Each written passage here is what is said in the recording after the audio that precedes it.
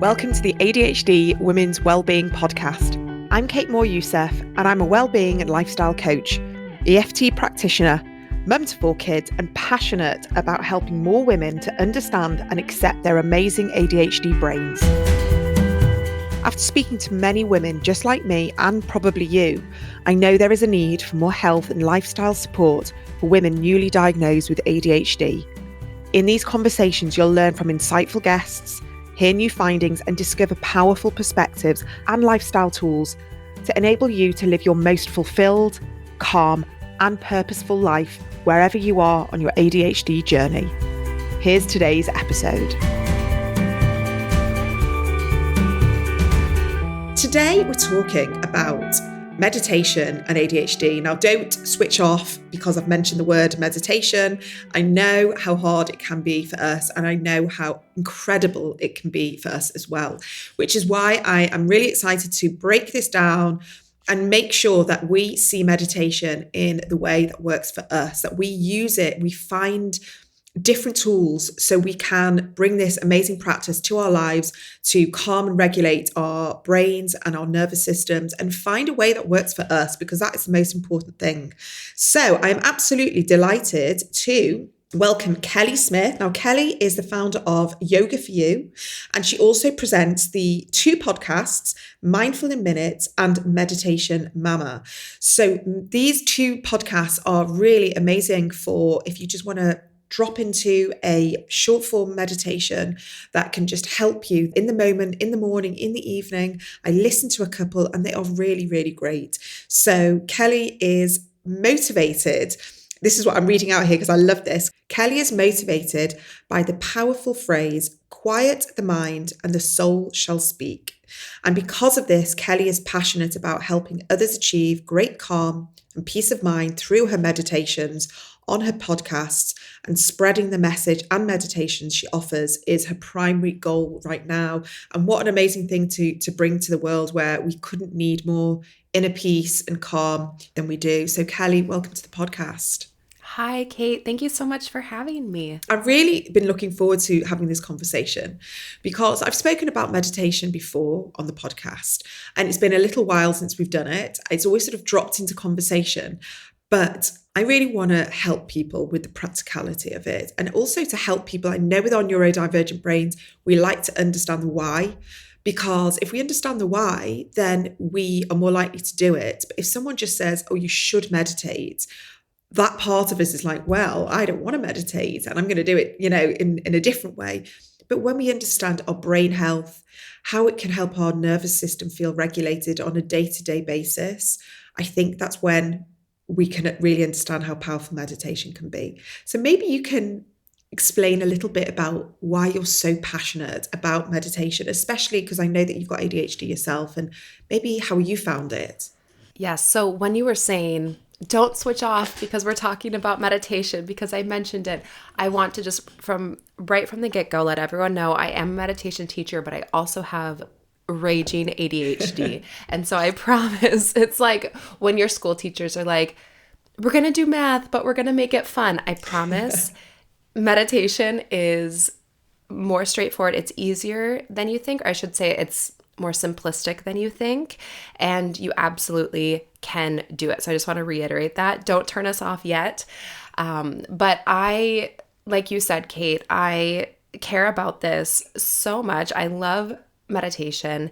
And part of this is because when I was diagnosed with ADHD, when I was in 6th grade, I'm in my 30s now, so that was a long time ago, but I didn't know that much about it, especially ADHD in women and how that presented and what that meant. And something that again, because we're neurodivergent, we want to know the why, we want to understand, we love a hyperfixation.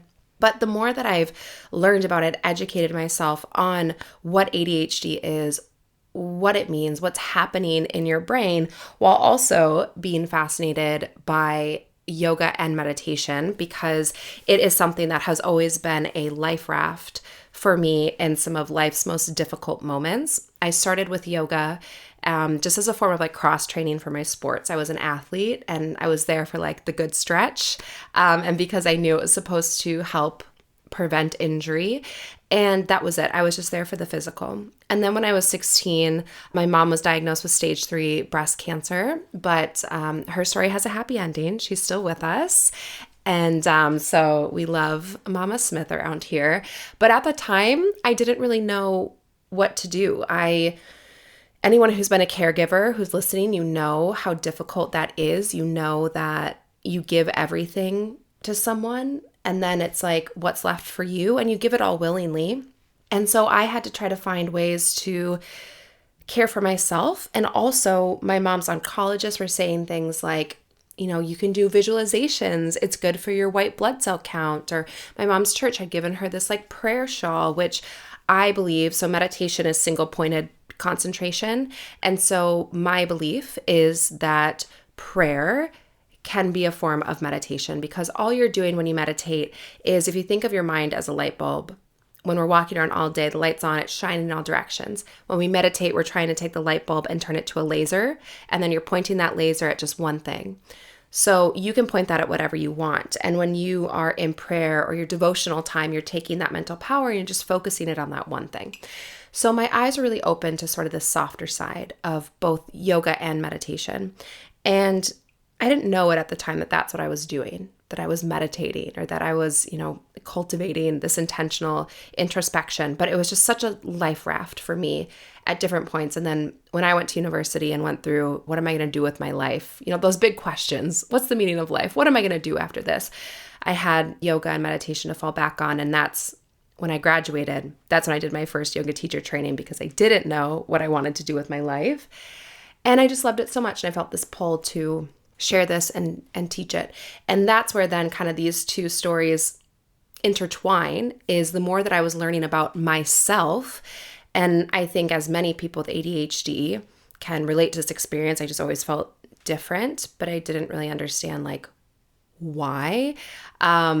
But I just knew I was different. So the more that I learned about myself and how my brain worked, how I interacted with the world, and also then began teaching this thing of yoga and, dabbling in meditation, that's where I sort of found this sweet spot of being so fascinated on how they could complement one another and diving into how meditation supports our brain and how it is doable. I didn't think it was doable. So I hold space for everyone thinking I can't meditate. I have ADHD. And now I joke, but it's not a joke. I really mean it. But saying your brain is too busy or, oh, I have ADHD, I can't meditate. To me, that's like saying I'm too dirty to take a shower. It's like, what are you going to do to remedy that problem? And I love to break it down, make it simple, make it digestible, make it doable and realistic, because I think there's so many myths. It's so much more simplistic than you think. Yeah, I think that is so right. And I'm sort of just recording what you said then, is this intentional introspection, which I love, because with our brains, we can go off into this introspection of overthinking and ruminating and catastrophizing. And then this sort of anxiety thought loop just kind of takes over. But when it's intentional, when we say, right, I'm going to just sit in this prayer, and I often do this. And I think prayer, the word, has been sort of hijacked by religion, but we can use prayer for whatever faith that we have, whatever beliefs that we have. And I love what you said, the laser focus. We can just sit there and make that choice to say, instead of going off into a million directions of all the what ifs and the fear and the worry, we can say, right, I'm intentionally going to hold space now. I do this every single day. And I love that you call this a type of meditation, because that helps me know that even if I'm not sitting in stillness that day, that I'm still allowing my brain to have this kind of moment where it is just softening and coming down and just focusing on that one thing. Let's break it down. What would you say people can begin with if they really are a first timer, but know they need help to ground themselves and to find a little bit of quiet in their brains, in their minds? Mm-hmm. Yeah. So first I want to paint a realistic picture for everyone listening who feels that way. So one is, when it comes to meditation, the first thing that I like to tell everyone is that studies tell us 8 to 12 minutes a day is enough to get the physical, mental, and emotional benefits of meditation. So if you're thinking, well, I don't have an extra hour a day. I don't have 30 minutes. I don't even have 20 minutes. Don't worry about it. I only meditate for like 10-ish minutes a day. I have ADHD. I also have like 2 kids, 4 and under. So I don't have that extra time either. And you don't need it. And so take the pressure off of yourself if you feel like I have to be doing this for X amount of time. You don't. Even 8 minutes, even 5 minutes is better than nothing. And if you think about like if you were to go to the gym, and your brain can change and develop over time just like your muscles can. If I wanted to go to the gym and let's say I wanted my arms to get stronger, I wouldn't go to the gym and pick up like one heavy weight and like lift it a couple of times and then put it down and be like, great.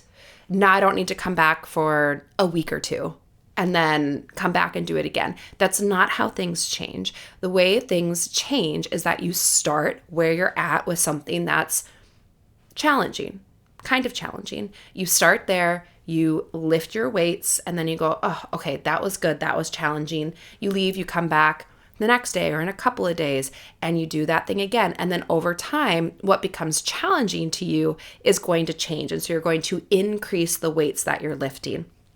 Think of your brain in the same way. We know that our brains are able to change, just concept of neuroplasticity. And so the realistic picture that I want to paint for everyone is what might be challenging for you today if you're just starting. That doesn't mean that's what's going to be challenging for you later on. You need to start somewhere. And anything that you're doing, whether it's 3 minutes, 4 minutes, 5 minutes, that's better than nothing, right? Going to the gym and lifting weights that, lifting 5-pound weights is better than just being like, well, I can only lift 5-pound weights, so I just won't go to the gym today. Or I just won't go because, whatever. Another thing that I want to highlight is that the point of meditation isn't to magically turn your brain off like a light switch and you never get distracted. It's, again, turning that light bulb into a laser pointer, but you're going to get distracted. You're going to be pointing that laser at, let's say, your breath or a body scan or the words that maybe I or someone else are leading you through in a guided meditation. And then your laser is going to wander off. It's going to point to, oh, I have to go to the grocery store later. Are we all out of bananas? Or, oh, it's going to go to, I don't know. I had kind of that, uncomfortable conversation with my partner last night. I wonder how they're feeling this morning. Oh, it's, going to think about, did I remember to send my kid with whatever in their backpack today? It's going to do that. So the laser is going to deviate, then you bring it back. It's going to deviate, bring it back. It's not about magically not being distracted for a few minutes. It's recognizing you're distracted, not going head first down the distraction, bringing it back, bringing it back, bringing it back. The last thing that I want to highlight to paint this realistic picture is 2 things. One, you will most likely feel better like in the moment. The thing that is great about meditation is that even just sitting quietly for a few minutes, really great for your nervous system, good for your mental clarity, all of that. Also just by and large feels calming. What's also going to happen is that in the long term, usually after about 8 weeks of, if you can, daily meditation, remember we're just doing like 5 to 8 minutes a day, that's when you're actually going to be able to really feel and see the changes, because that's when we know around 8 weeks that you could, in a brain scan, see the changes in your brain after that time, after about 8-ish weeks or so. So that's kind of what meditation, you don't need to sit on a mountaintop like crisscross applesauce for an hour and magically just turn off your brain and then you wake up and you're like, I'm enlightened. I was not distracted at all. That's not what it's about. Yeah. It's so interesting, isn't it, what you said about that after 8 weeks, you can see a change in the brain. Which part of the brain is it? Is it the amygdala? Is it like, which part are we kind of actively changing it for good, or do you have to carry on? So if you're continually meditating for 8 weeks, will it then change back if you don't carry on the meditation? Because we know it's plastic, so it can go one way or the other. It fascinates me, the brain health side. Okay, that's such a great question. And it kind of depends with everything, right? So to answer your first question, what part of the brain is being impacted? There's 2 main parts. One is the amygdala, just like you called out, right? So that's the pain, fear, worry center of the brain. For so many of us, it is enlarged and it's overactive. This is a part of the brain that kicks off the fight or flight mechanism. So basically what happens is you perceive some kind of a threat. And the amygdala, I refer to it as a she, but she kind of gets a bad rap, right, for being dramatic, kicking off fight or flight, sort of giving us our anxiety. But it's such an important part of the brain because it's designed where 1,000 years ago or whatever, if we were walking around or going on a hike, we're hunters and gatherers, and we see a bear cross our path or whatever, a saber-toothed tiger, whatever it was, our brain goes, oh, danger. I need to go into this fight or flight because this is a life-threatening situation. I need to protect myself and survive. And so it would kick off that fight or flight mechanism because you're either going to run away or hide or fight the bear. But usually within about 90 seconds or so, you should be going back to baseline. That's how we kind of develop this part of the brain, right? That's its important function. The tricky part now in our everyday lifestyles is that we are, one, constantly overstimulated. We are always bringing in information, a lot of it usually not very good, and our brains can't decipher between different types of, quote, threats. So an uncomfortable conversation that you had with someone, that email your boss sends that says, hey, do you have time to meet today? And then there's like no other context and you're like, oh no, I'm getting fired. Seeing something distressing on the news, listening to even a true crime podcast, things like that. And like, sometimes I like to listen to it too, but those things that are distressing will kick off that fight or flight mechanism because our bodies can't distinguish, our brains can't distinguish between this is a bear or this is, I'm just listening to something stressful or I saw something that upset me, and we have the same reaction. So if we're constantly getting this activation of the amygdala and it's saying, oh, danger, danger, danger, danger, threat, fear, worry, do something about this, our brains adapt. So our amygdala gets bigger, it gets stronger, and it starts reacting faster because it's going, oh, there's danger everywhere in this life. I need to be on high alert constantly. And so as soon as something flags that amygdala, I need to be ready to get a big reaction fast. So when you meditate, what happens is you start to quiet down the amygdala. So it starts to reverse that. So that's the big thing, is that over time, it can shrink the size and the reactivity of the amygdala. So if you are struggling with anxiety, if you are in that chronic like fight or flight, a lot of times it comes from the amygdala. So we want to calm that part of the brain down. Meditation does that. It reduces activity in the amygdala, while at the same time, it increases activity in the prefrontal cortex, which is really important for the ADHD brain. I know a lot of your listeners, and I'm sure Kate, you as well, know this, but in the prefrontal cortex, which is the part of the brain right behind the forehead, a lot of times we have a more scattered activity there with someone with an ADHD brain. And this is a part of the brain that's responsible for memory, focus, also a big piece of emotion regulation. It does some other kind of, executive functioning as well. But we tend to have a more scattered pattern in an ADHD brain in that region that has to do with like focus.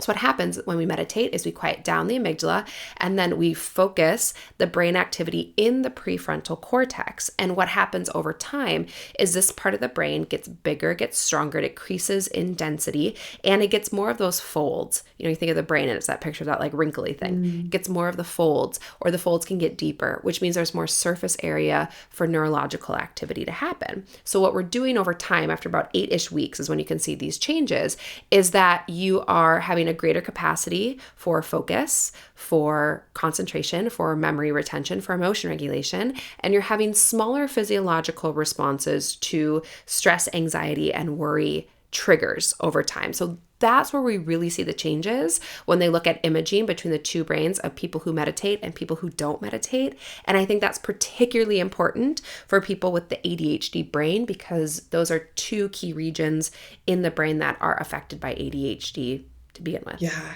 thank you. That was so well explained and brilliant. So we can understand, and it's kind of like simplistic, but very powerful. And thinking about that, it kind of helps us with building our resilience as well to daily stresses, which are going to be there. We're going to meditate, and then it's going to help our reactivity and change our reactivity to responding. And after decades of being like, why do I explode after, something? Why was my RSD so bad? When we're able to have a few moments to cultivate a little bit of mindful breathwork meditation, and we're doing that, we're changing the neurobiology of our brains. We see that in our relationships. We see that in our decision making. We feel maybe slightly less overwhelmed. The noise is not as loud.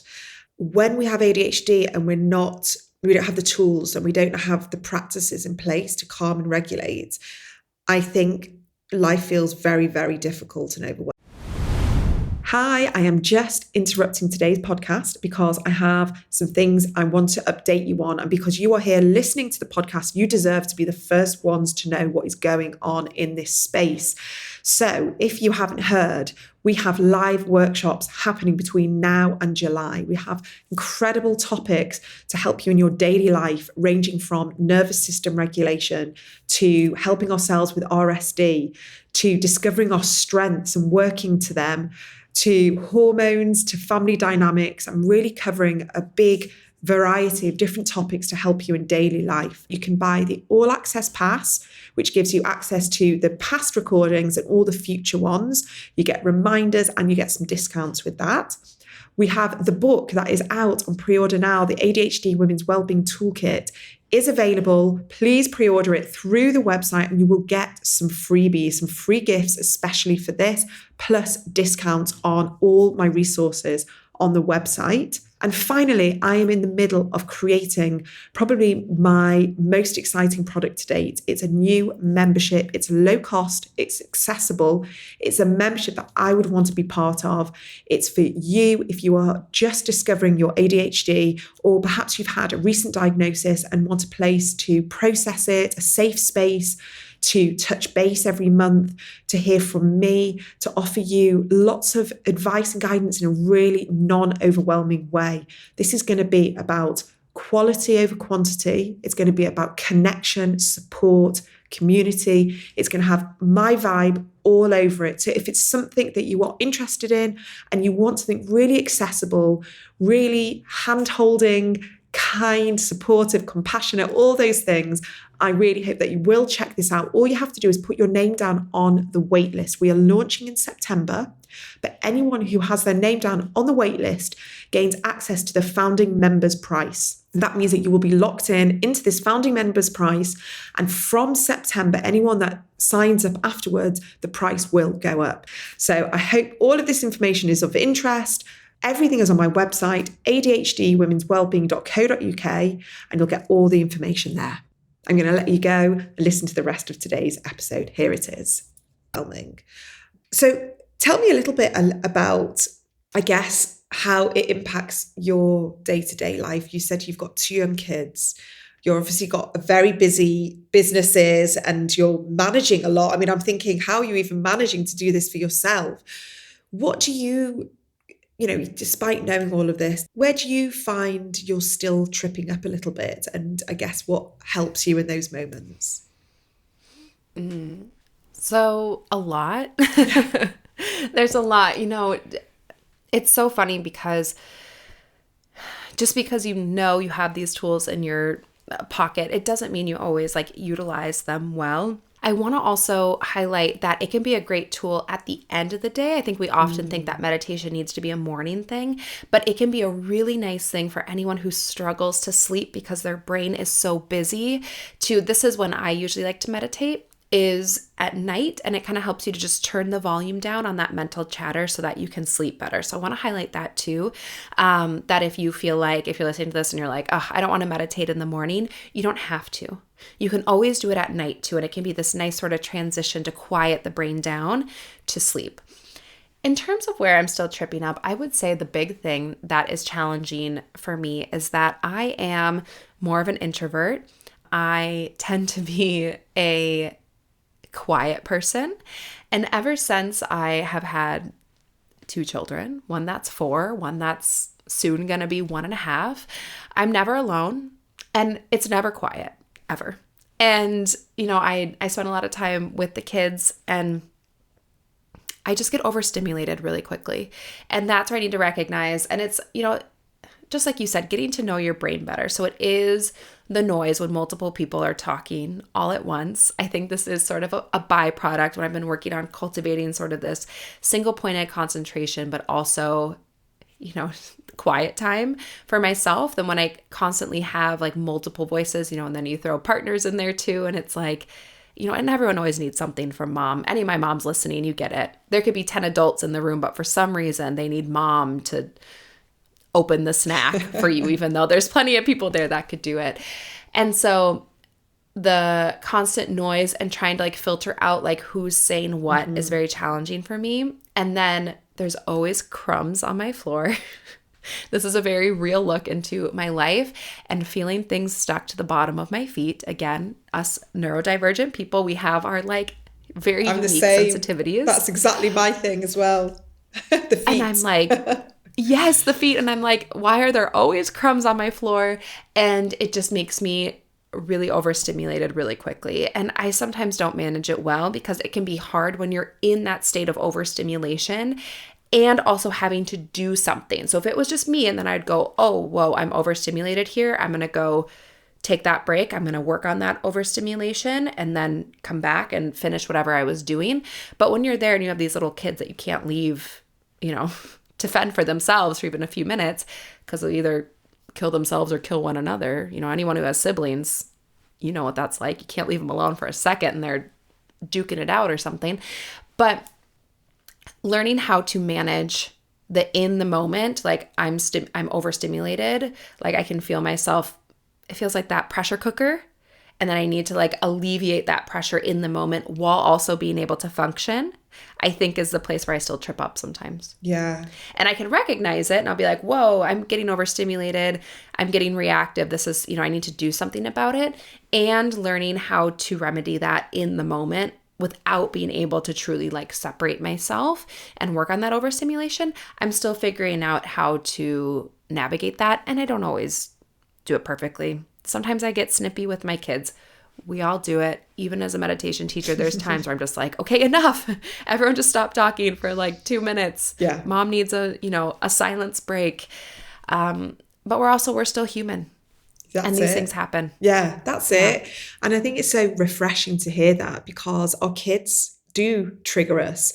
And what you're saying there around the noise and the overstimulation and the crumbs and the anxiety about, the floor and all of that.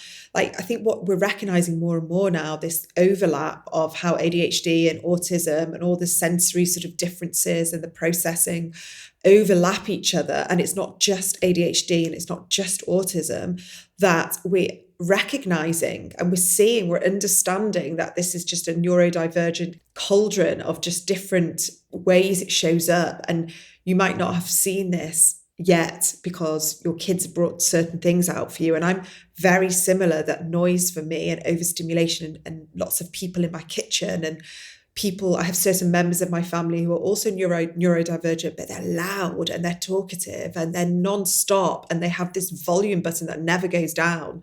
And for me, I am like so triggered by that. So I kind of need to go and hide and decompress in a dark room.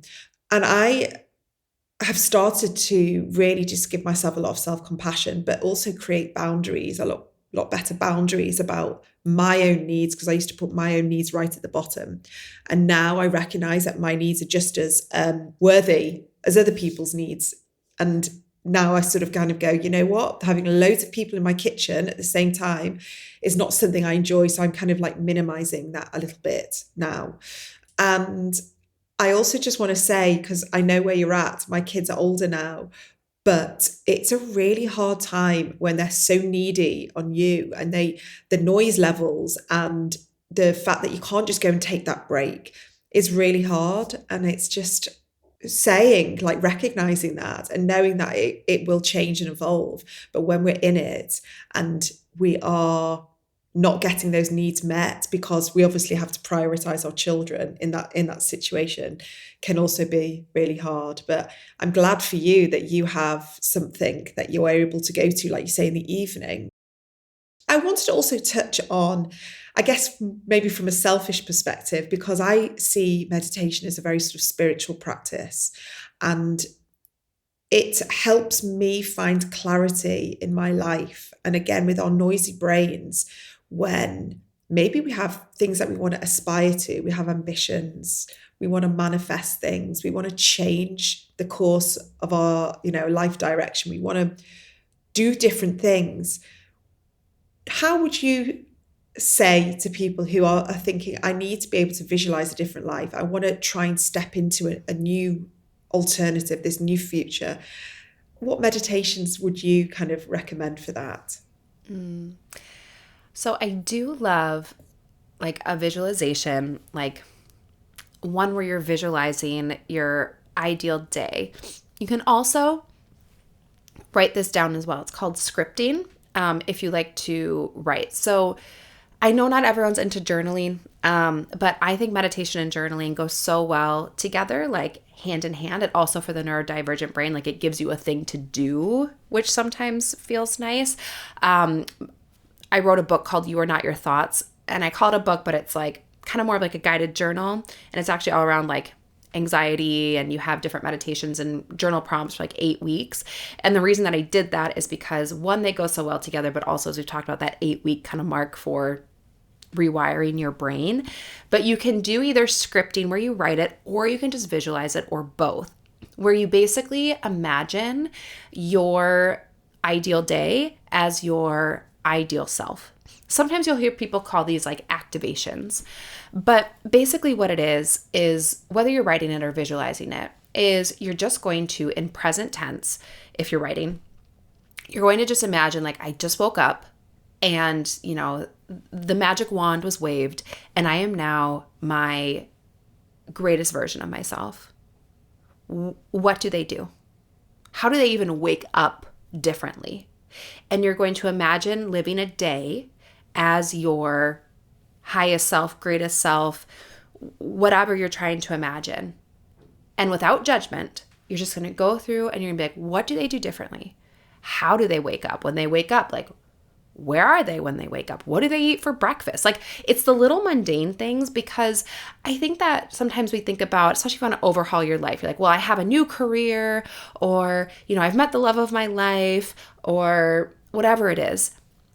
But actually, sometimes I find the magic is in the little things. And you find these little clues, right? Where you're like, oh, well, you know, this, you know, ideal version of me, she wakes up and she doesn't scroll on her phone first. She wakes up and she goes and she makes a cup of coffee, she meditates, she reads a book, she takes a shower, whatever it is. Or she just wakes up and she takes a shower and then goes for a walk. I don't know. And when you start to visualize the mundane tasks as well as the big things, this will give you clues as to what you can actually start doing now to start getting towards that version of yourself. So if it is, like for me, a big thing I've been doing is not trying to scroll first thing in the morning, not picking up my phone first thing in the morning. And so it'll give you clues as to what you can start changing tomorrow, today, that you could do differently and start doing as your ideal self. And so I love to do a meditation like that, where you're visualizing a day as that sort of ideal version of you, or that new version of you, or writing it too through like scripting. And I think it'll give you a clear picture and also give you little clues of things that you could start doing tomorrow, instantly. You know, for manifesting the love of our life, it's possible that while you're doing that, then, you know, tonight at the shop, you'll bump into them. But also maybe you realize that the version of you that has met the love of your life fuels their body with more vegetables. So you're like, okay, so when I go to the shop, I'm going to buy more vegetables because that's something that I can start doing immediately. And it'll slowly get you to that version of yourself by just making these little simple changes that you'll find through your visualization that your sort of new self, ideal self is already doing. Yeah, it's about intentionality, isn't it? It's being really sort of conscious and intentional about those little things. And like you say, we can go through months, years of our life picking up our phone, scrolling, getting overwhelmed, upset, comparing. That's never going to be me. That's always going to be someone else. And we can sort of just stay in this like story and this mindset of it's never going to happen to me. But I know that if it wasn't for my daily intentionality of like choosing, yes, it's not the easiest choice. Yes, it's hard. Yes, I'm missing out on things. Yes, you know, there's certain times where I'm working at weekends or doing different things, but I had it in my head that I was going to write a book a really, really long time ago.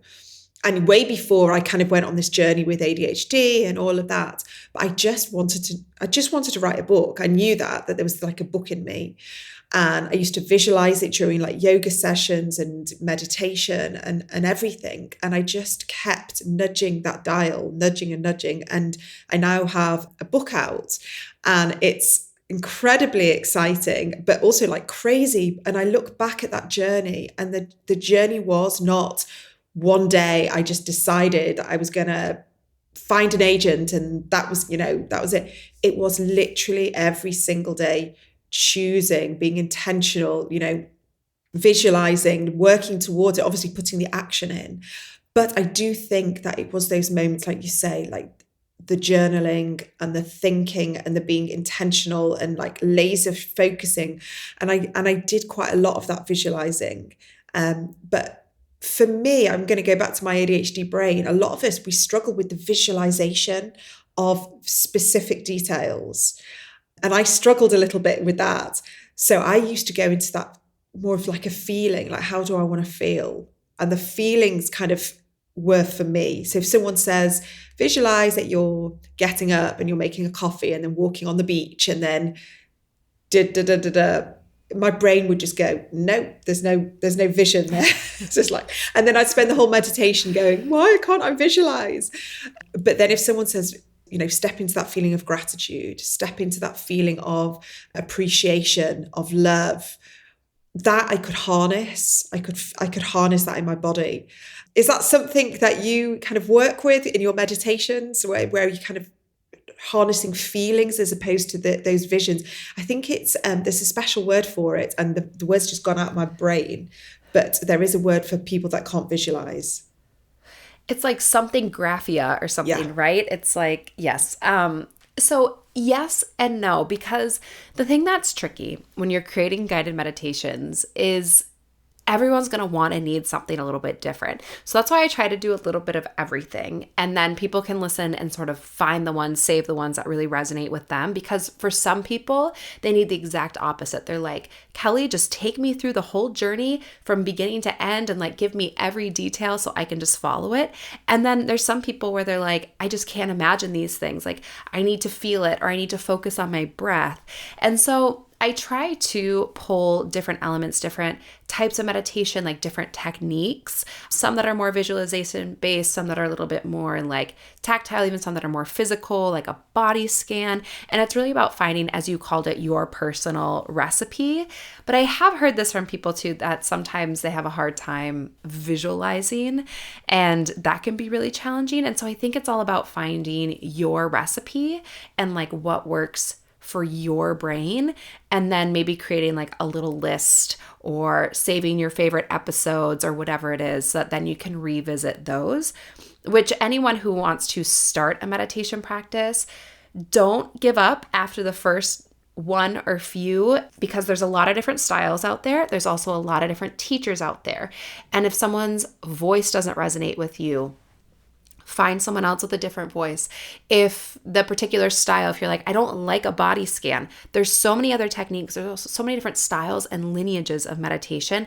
Try different stuff until you find the one that works for you and that resonates with your life, works for your brain. And that's really the secret in there, is finding the one that works for you. That's why I like to take a lot of different elements, and I like to do the deep dives and the hyperfixations and learn all about particular styles, so then I can pull out elements. But I'll never tell you, and I'm a little suspicious sometimes of people who say like, well, this is the one thing that's going to like fix your life, because we all need something different. Like for me, I really enjoy loving kindness meditation. It feels good to me, but that's what feels good to me. That doesn't mean that that's going to be the thing for everyone else. And so try different things until you find the one that really resonates with you. It just means that one's not for you. Yeah. I think with your podcast, Mindful in Minutes, I think you offer a lot of options, and I think that's really, really great. Tell me, how can people work with you? Like if they're listening and they really love your mindset and what you offer, can you direct people to what services you've got going on at the moment? Yeah, thank you. So anyone who's listening and you're like, I would be interested in dabbling in this, just wherever you're listening, go into the little search bar and type Mindful in Minutes. I'd love to have you there. I have over 500 different episodes. Most of them are guided practices. Some of them are sort of more lecture style, like more educational, if you love that. Also, if you are in the fertility, prenatal, or postpartum period of your life, my other show, Meditation Mama, is guided meditations just for that particular stage of your life. So I would love to get the opportunity to meditate with you in either of those places.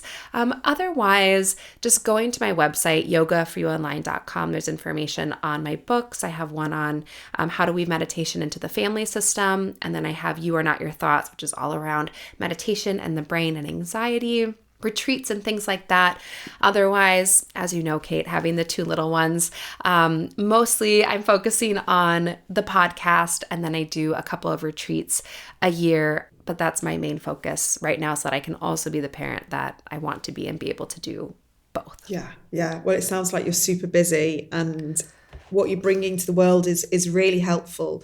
And I'm so glad that we've been able to sort of break down meditation for people. So that stigma or that feeling of it's just too much for me, it's just too big a thing for me to take on, I hope feels a little sort of like softer and a bit more welcoming for people. I know that I'm already followed your podcast and I'm going to have it there, and I know that I will be using it, because for me to be able to select a 5 or 8 minute meditation quickly without having to scroll through YouTube or whatever is massive, and I actually really connected to your voice. So thank you. Thank you so much.